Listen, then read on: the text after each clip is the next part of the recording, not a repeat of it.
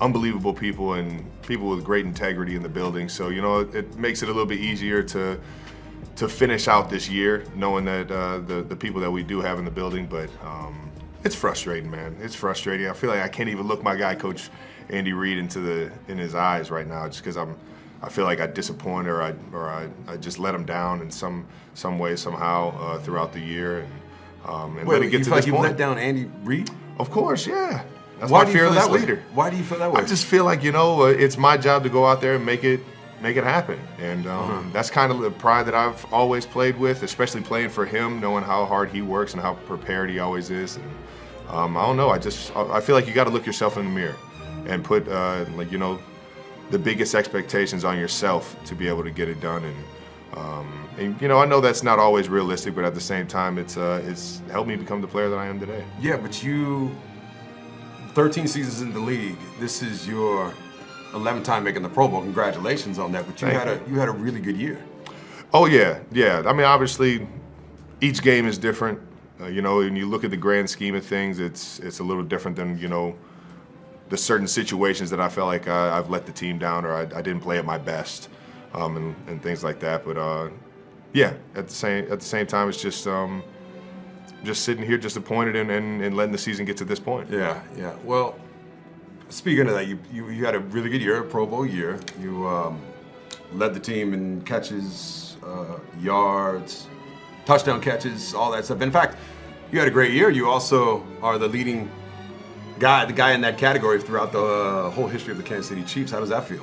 You know, sitting here talking to the guy that I share the tight end room with. Obviously, you know how much I've appreciated you and you just, you know, being a mentor to me. That and being Tony Gonzalez and trying to chase your greatness, man. Thank you for being as great as you were, because I feel like that drove me to want to, you know, be the greatest version of myself. And knowing that you could do it here and you can, you know, have the career that you had here in Kansas City, and just the mentor that you are. Obviously, you know, the records are, you know, it's a team game. You know, I know I'm very fortunate that I came here into Kansas City with a guy like Andy Reid and Pat Mahomes and all my other teammates that helped me, you know, accumulate all those yards and all those catches and all that. But at the end of the day, I know that this place is special because of the people that were here before me, and it's been awesome to, you know, keep that legacy going. Well, the way you talk about coming in, right when I was leaving, you were coming in. Oh yeah. And we've been in communication for a long time since you got in the league. Oh, yeah. Alan Wright, I think. Alan Wright who hooked us up? Hall of Famer Alan Wright. Is he a Hall of Famer now? Oh yeah, he's a Hall of Famer. He's the equipment manager. He hooked us up, and I remember he was calling me. He texted me and he said, "Hey, we got a guy out here who, you know, 3rd round pick." He's all, "But don't be fooled by that. This guy can play." And he hooked us up. Oh yeah. And we've been communicating ever since. But I remember the day, man. They probably got me on the cameras pacing up and down the hallway because I was talking to Tony Gonzalez. Man, it was crazy, dude. But I've really loved the way you've done it your way. I've always called you my alter ego, because of the way you play the game. I was always so tight. You know, I was just I wanted to do, like, don't say too much, don't rock the boat too much, but you did it completely opposite of the way I did it. Like, you Frank Sinatra'd it. It was my way. And I like, from, you know, throwing a flag on the ref, from bumping Andy Reid in the Super Bowl, from the speeches after the game, you gotta fight for your right to party, all that stuff. I've really admired that. I don't even know if that's a question. I appreciate that. I just admire that about you. I appreciate that. Well, you gave me that advice. You said don't hold back, man. Be yourself out there. And you know, I think Coach Reid has that message as well. It's kind of just been, you know, I've been given the green light to just go out there and just be myself and show everybody how much I love this game, and I love, you know, going out there and putting everything out there on the field. And I appreciate that, though, man. You already know. Well, it's been fun to watch. It's really been fun to watch. All right, let's address the elephant in the room. Where's it at over there? Christmas Day, last game at Arrowhead. Yeah. Will that be the last time you walk down that tunnel in front of the home crowd? You know, that's a good question, man. I think I'm still searching for those answers. I think, you know, obviously the way this one ended with a sour taste in my mouth, I feel motivated, but I got to make the right decision for me. And I got to hope that, if I do want to come back, the Chiefs are willing to bring me back. So it's a two-way street on that. But at the same time, man, at this point in this year, I'm just trying to finish out and give Chiefs Kingdom everything I got, and go out there and do it with some that flair that you said I play with, man. Yeah. Well, who's helping you make that decision? Well, obviously, I got one guy in my back pocket that called it quits when he was 36 years old. Mm-hmm. And being my brother. Yeah, being my yeah. brother. And then I got another guy in my pocket that called it quits when he was 37 years old, being you. And so I'm sitting here, I'm asking myself, what was it for you that what was it that helped you find that answer? Well, for me, the reason I kept coming back, because I was going to retire a little bit before. And honestly, I thought last year you guys were going to win the Super Bowl and then you were going to retire at the Super Bowl. You decided to come back. Mm-hmm. But for me, it was chasing that. And that's where I look at you. There's nothing else left. I mean, you are one of the greatest tight ends of all time, if not the greatest. You have won Super Bowl rings. You have been all pro. You have done stuff off the field. You have stuff waiting for you after the season's over. The sky is the limit on what your next chapter is going to be. So that's and where I think, who knows what that's going to be. Yeah, and who knows what that's going to be, but you have that opportunity. So that's, for me, that's what went into it. It was like, okay, what am I looking for after this season is over? And, I was in Atlanta at the time. We had won 2 games. So I knew, like, okay, if I come back here, we're probably not going to win the Super Bowl. So that was a big part of it. Okay, and I had finished everything I wanted to accomplish as a player individually. Yeah. And I said, all right, well, I guess a Super Bowl is just not in the cards for me. But for you, that's not the case. So when you look at all that, does that factor into your mind? Okay, what would I be coming back for? What would you be coming back for if you do come back? Just the fact that I know when it's over, it's over, and I feel like I don't know, like I still have a lot of love for this game, man. It's if I feel like if I came back, it'd be to answer that flame in my heart that I still love this thing, and I've been very fortunate to handle things on the field and off the field, to be able to set myself up and follow the footsteps of guys like Tony Gonzalez into the booth if that's something that I want to do, and obviously stay around the game somehow, some way. Other avenues like acting, like my guy Tony Gonzalez, just keep following him I'm just following him everywhere he's going right now. I'm very fortunate that you guys have opened those avenues and made it a success to where guys like me can maybe find that answer after football. But I got to find out if that's the next chapter, or if I'm still young and hungry and ready to play some football, man. Mm-hmm. Well, who's going to be at the game tomorrow? Who's coming? We got the fam. The fam's coming in. Mom, dad, fiancé, family. Brother? Yeah. Jason coming? Jason won't be in town. He's got the 4 girls celebrating Christmas out in Philly. So I'm trying to think, like, okay, because maybe you don't want to tell us. Jason and them came to last week. They wanted to come to a noon game. Okay, because I remember my last game. Yeah, so they can get the little ones in and out. High school coaches coming tomorrow? Anything like that? No, they came last week too. Okay. I'm just saying. It's Christmas. It's a hard game for everyone to get to. I'm just saying, my last game, I invited my high school coaches, my basketball coach, my high school football coach, all the people that have ever been there for me throughout the history of my career. Because I knew it was it though. So I'm trying to see if there's a little insight there. But when you walk out there, we all know how great the Kansas City Chief fandom is. Isn't it the best? Like, if it was just Sundays, man, I feel like I could play till I'm 50, man. But obviously, there's so much that goes into it.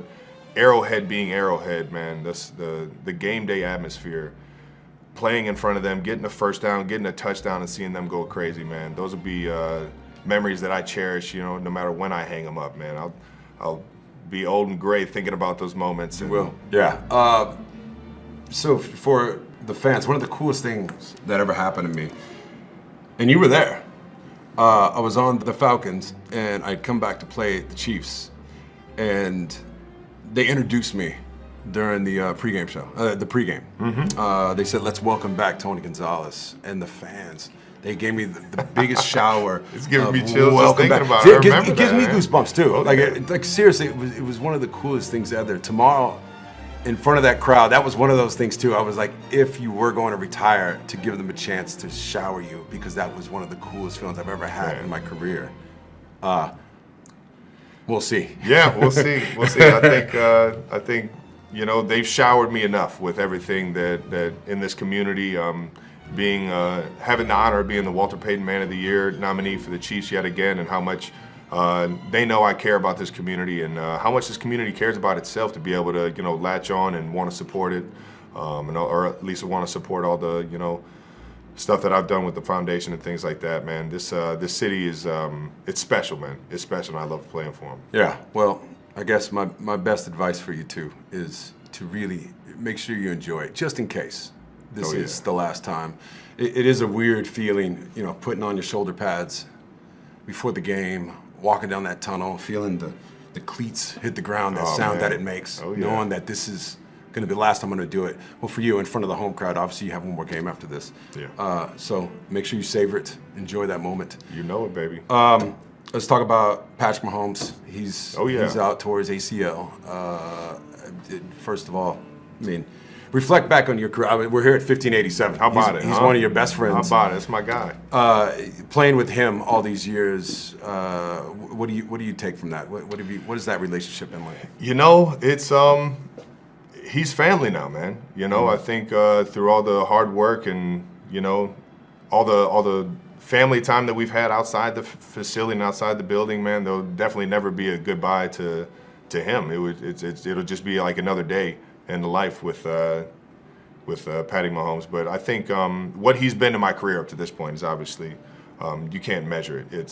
It's all the little things that you see manifest out there onto the field that we're working on every single week, every single off season, getting to understand, you know, how he sees the game and just trying to be an outlet for him, man. When he came in the league, man, he took this thing by storm, man, and it's been a fun ride ever since he's been at the helm. Yeah, well, you too. I mean, that's both you guys taking it by storm. The connection that you guys had on that field was unlike anything I've ever seen. I mean, it's Jerry Rice and Joe Montana, very few guys like Gronk and Tom. Like, it's going to go down in history as one of the best. And have you thought about maybe that being over and him throwing his last pass to you? That was a harsh reality when I got asked that. I forget who exactly asked me that I did a press interview last week, and I was like, oh man, that's a dark way to look at it, man. I think I don't know, I'll always be able to go out there in the backyard slinging around with the old Texas gunslinger, man.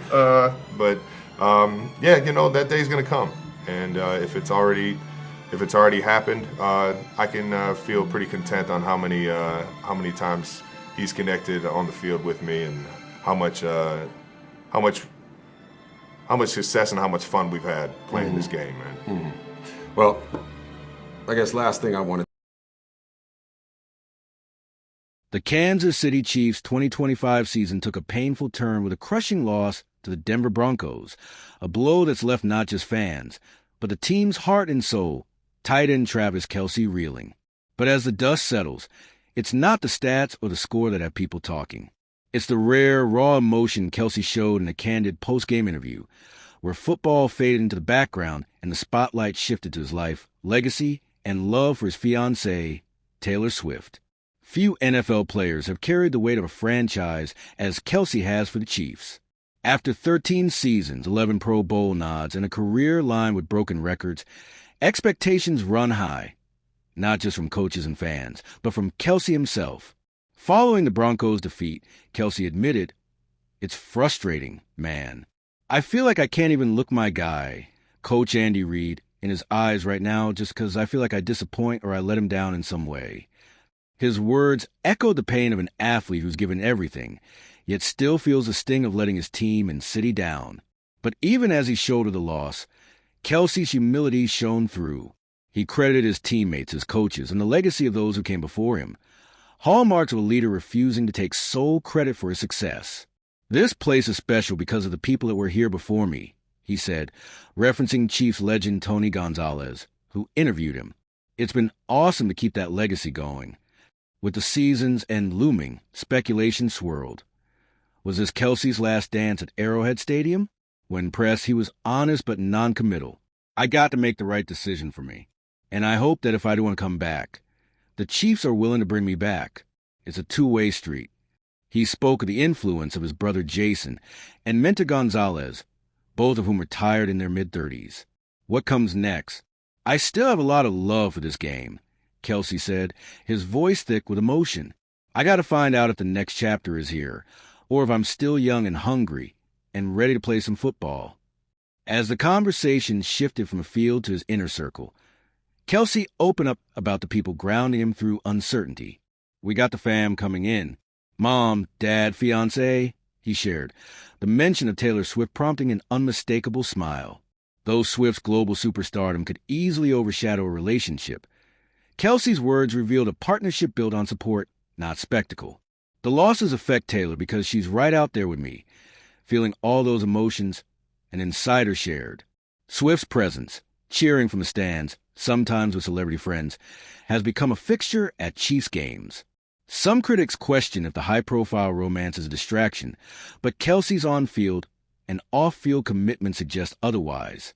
He spoke of Swift as more than a pop culture phenomenon or sideline presence. She's a part of the family that's helped him through tough times and big decisions. In a year full of change, that foundation may be more important than ever. Kelce's connection with quarterback Patrick Mahomes, his reverence for Chiefs fans, and his charity work all point to a legacy that transcends football. Arrowhead being Arrowhead, man, the game day atmosphere, playing in front of them, getting a first down, getting a touchdown, and seeing them go crazy. Those will be memories I cherish no matter when I hang them up. He reflected on the possibility that his last catch from Mahomes might already be in the books, but found peace in knowing their bond will last beyond football. He's family now, man. There'll never be a goodbye with him. As the Chiefs fight for a playoff berth, all eyes are on Kelce, not just for his performance, but for what he'll decide about his future. Will he return for another season, chasing another ring, or will he step away, turning his attention to a new chapter with Swift, media opportunities, and causes close to his heart? Whatever he chooses, Kelce's vulnerability in this moment is a reminder that the greatest stories in sports aren't just about wins and losses. They're about resilience, relationships, and the courage to face what comes next, even when the path isn't clear. Don't look away yet. The end of the season may just be the start of something even bigger for Travis Kelce, on and off the field.